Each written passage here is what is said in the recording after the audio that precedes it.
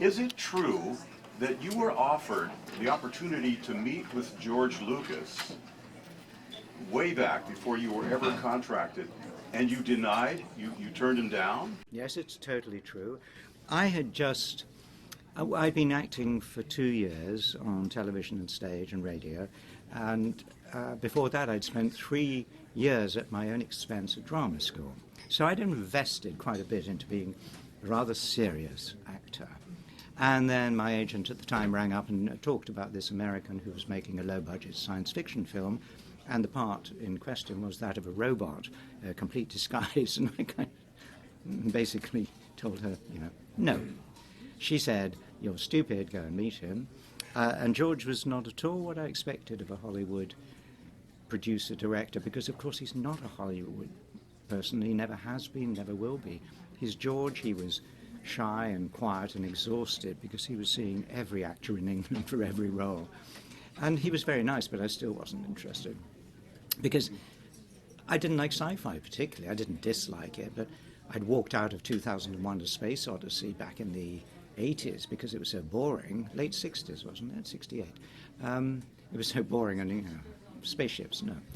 And then what changed my mind in George's office was a concept painting by Ralph McQuarrie of the character, and the face of that metal man changed my life. Another question? I'll go first. Hi, I'm David with Mad Bros Media. In '97, you wrote a comic for Star Wars, The Protocol Offense. The Protocol Offensive with Dark Horse Comics, who were up in Portland. Is that right?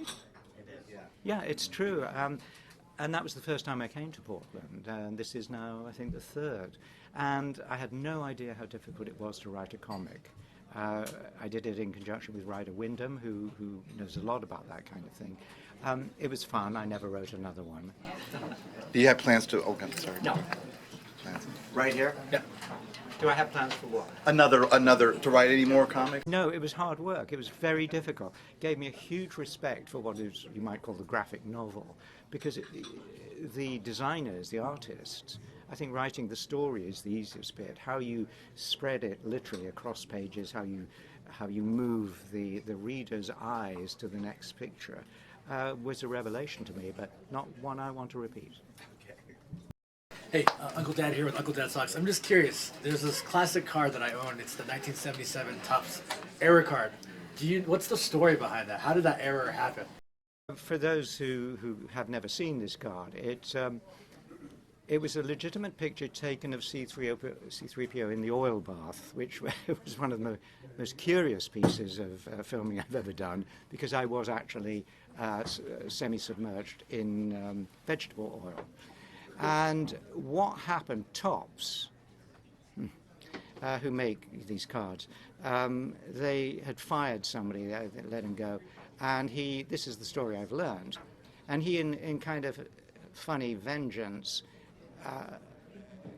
repainted the card, because what had happened was one of the legs had, the sticky tape had given out in the oil, and so this leg had dropped, and the kind of pants section had made the shape, which he then extended to make it look as if 3PO was naturally excited at being with Luke Skywalker, or indeed with R2-D2, and those rumors are utterly untrue.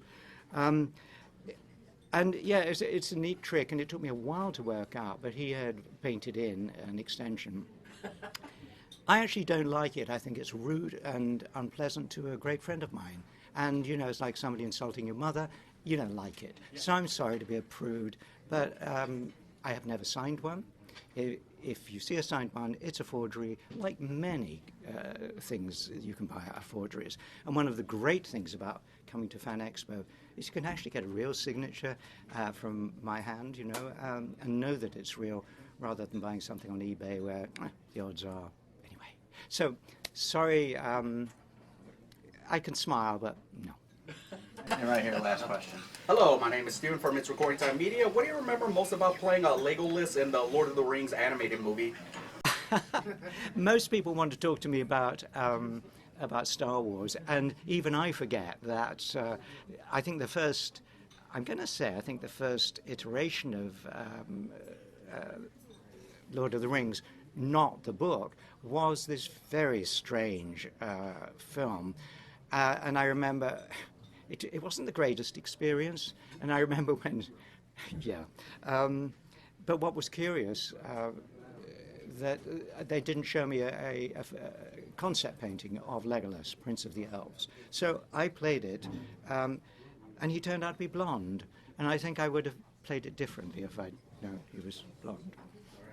Thank you, everyone. Appreciate it. Thank you. Thank you again.